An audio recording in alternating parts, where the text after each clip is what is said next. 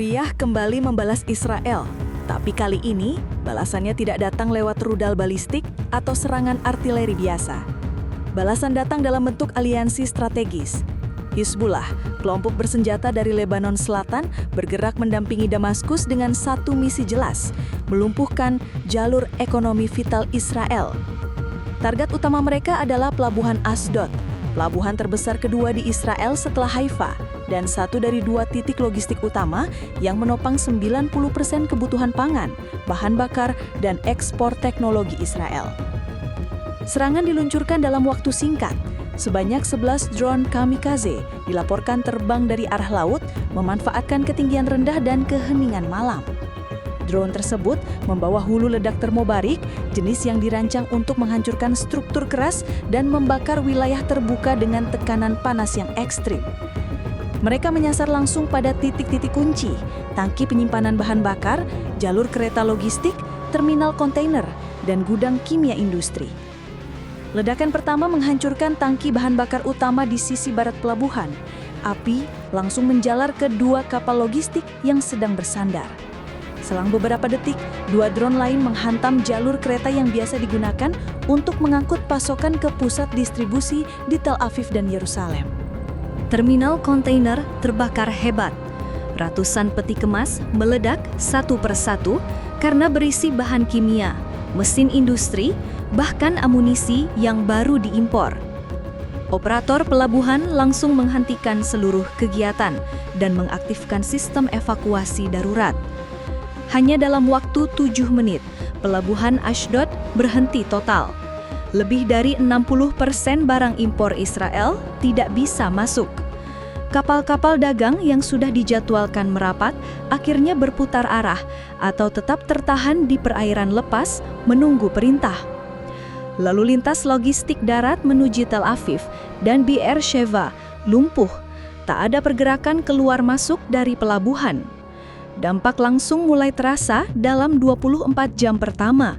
SPBU kehabisan stok, antrean Norga mengular sejak pagi, supermarket membatasi pembelian bahan pokok, roti dan telur menjadi barang langka, rumah sakit melaporkan kekurangan oksigen medis dan antibiotik karena pengiriman tertunda.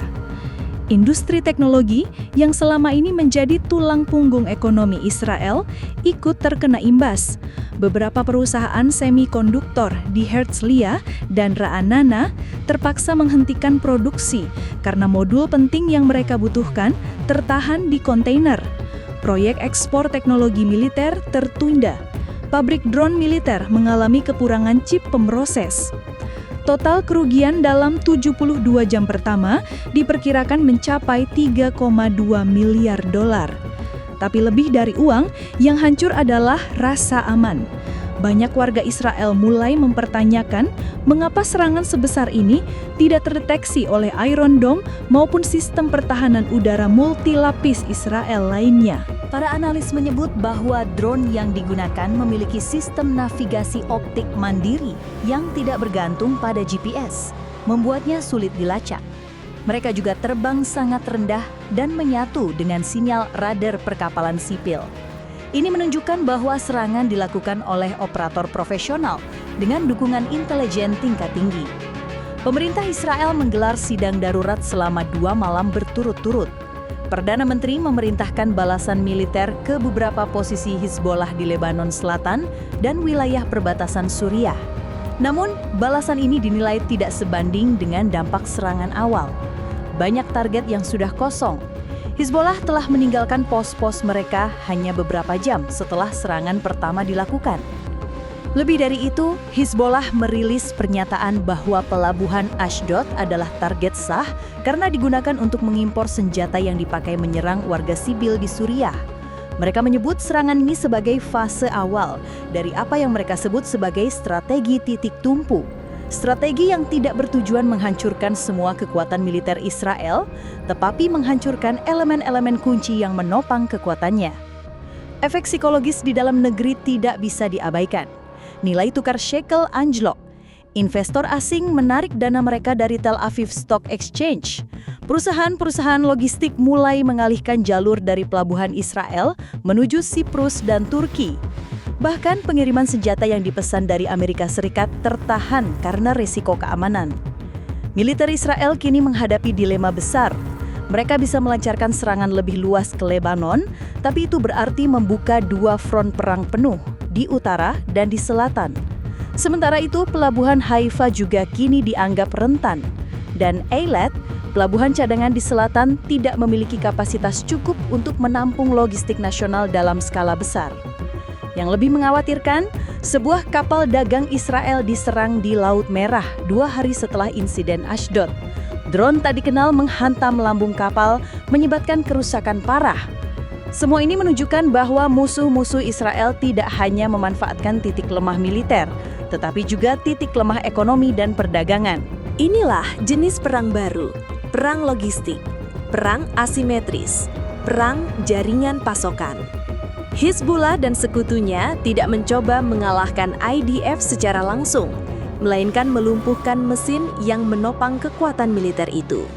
Kini, masyarakat Israel hidup dalam ketidakpastian. Tidak ada yang tahu apakah pelabuhan berikutnya akan diserang atau apakah jaringan distribusi makanan akan pulih dalam waktu dekat. Sistem pertahanan udara diperkuat, tapi kepercayaan publik sudah goyah. Pemerintah mencoba menenangkan warga, tapi suara-suara protes semakin nyaring. Pertanyaan besar muncul di media. Jika Israel bisa diserang seperti ini, apa artinya keamanan nasional? Dan jika musuh bisa memukul jantung ekonomi dengan mudah, apalagi yang masih aman? Sementara itu, Hizbullah belum menunjukkan tanda-tanda akan berhenti. Dan Israel dalam kondisi ekonomi yang mulai terguncang, harus memilih eskalasi atau reorganisasi total sistem pertahanannya.